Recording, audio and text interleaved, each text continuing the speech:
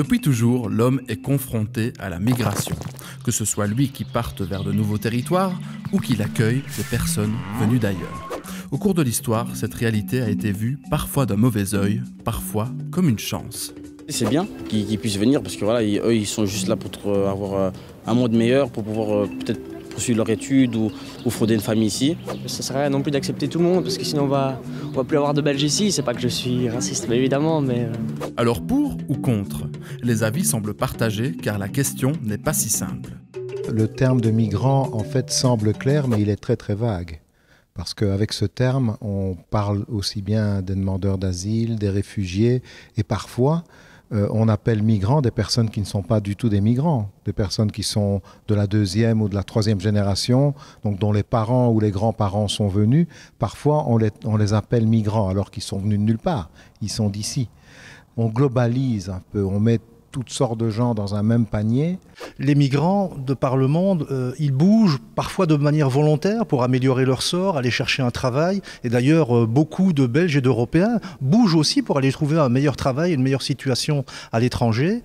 Mais il y a aussi beaucoup de personnes qui bougent de manière forcée, qui sont contraintes à la migration, parce que leur pays est en guerre, parce que leur pays est soumis à des catastrophes naturelles, parce qu'ils ont vécu des crises environnementales. Donc il y a toute une série de réalités qui amènent les gens à bouger pour survivre, parce que c'est une nécessité vitale. Et donc la réalité, c'est que la migration, c'est un phénomène qui a des causes très multiples et il faut aussi avoir un regard là-dessus. Il est bien trop facile de mettre des étiquettes. D'un autre côté, ces temps-ci, on associe souvent les mots étrangers avec perte d'emploi. Mais qu'en est-il réellement ? Dans une période difficile sur le plan économique, etc., où on est un peu dans un moment charnière, il faut un bouc émissaire. L'arrivée de migrants met une pression sur les travailleurs, parce qu'il y a une main-d'œuvre qui est utilisée par les employeurs au noir. On sait qu'il y a une exploitation de cette détresse, parce que les gens ont besoin d'avoir des revenus puisqu'ils n'en ont pas. Et donc là, il y a vraiment un abaissement des protections et des niveaux de vie, mais pas à cause des migrants, parce que les employeurs profitent de cette main-d'œuvre fragile. À un certain niveau du marché de l'emploi, les personnes qui arrivent, ils travaillent dans des secteurs qui ont été délaissés par la main-d'œuvre locale. Et donc, quelque part, ils ne viennent pas voler un travail qui serait là, ils viennent remplir des postes qui ne sont plus pourvus. Mais à un autre niveau du marché du travail, la question se pose autrement.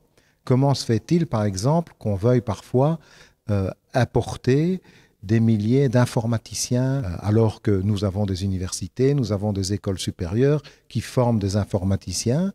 Là, il y a un problème aussi qui renvoie aussi peut-être à l'inadéquation entre certaines demandes du marché du travail et ce qu'on est susceptible de produire en tant que travailleurs qualifiés, recherchés. Ils nous volent notre travail! Faux! Le marché de l'emploi évolue grâce aux nouveaux arrivants. D'un côté, il se fortifie et de l'autre, il plonge certaines personnes dans la précarité, les migrants en première ligne. Lors de la conférence mondiale des humanités Liège 2017, de nombreuses questions ont été soulevées par des spécialistes issus du monde entier.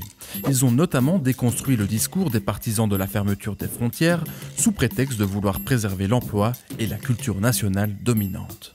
La montée de programmes politiques d'extrême droite, c'est pas seulement qu'ils soient d'extrême droite, c'est que véritablement ce sont des programmes qui fractionnent, qui fragmentent l'humanité, qui décident que il n'y a pas quelque chose de général et d'universel comme l'humanité.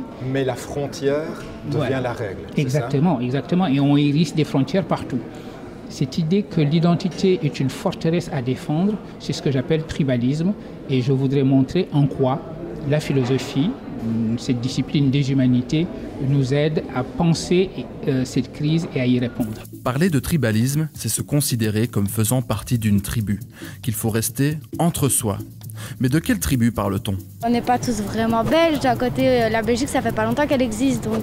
Pas faux.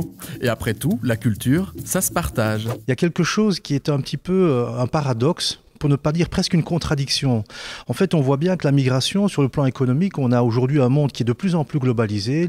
Les capitaux, les biens, les services bougent partout dans le monde et on voudrait refermer les frontières sur les personnes. Et c'est pareil en matière culturelle, parce que je crois qu'on n'a jamais assisté à une aussi grande diffusion d'une culture à l'échelle internationale. Enfin, aujourd'hui, des jeunes peuvent très bien s'entendre à quelques bouts de la planète que ce soit sur ce qu'ils ont consommé comme biens culturels sur le net. Et donc, il y a une sorte de mondialisation de certaines références et en même temps, parfois aussi, un peu de crispation identitaire. L'égalité entre les hommes et les femmes, le respect des droits de l'homme, la liberté d'expression, la liberté de croire ou de ne pas croire. Je pense que c'est des choses qui doivent s'appliquer à tout le monde. Après, le reste, la culture, c'est celle qu'on construit ensemble. L'enjeu pour nous, et on n'a pas toutes les réponses à ces questions-là, c'est d'apprendre à résoudre les conflits, les tensions interculturelles. Et comment, avec ces valeurs-là, on peut apprendre à accepter l'autre, à négocier des espaces communs et à faire en sorte que tout le monde puisse trouver une place dans nos sociétés. Tout est dit, ou presque. Nous avons tous des ancêtres issus de l'immigration. La Belgique n'existe que depuis 1830. Notre pays est donc un mélange de différentes cultures et c'est ce qui fait notre force. Après tout, ne dit-on pas « l'union fait la force » ?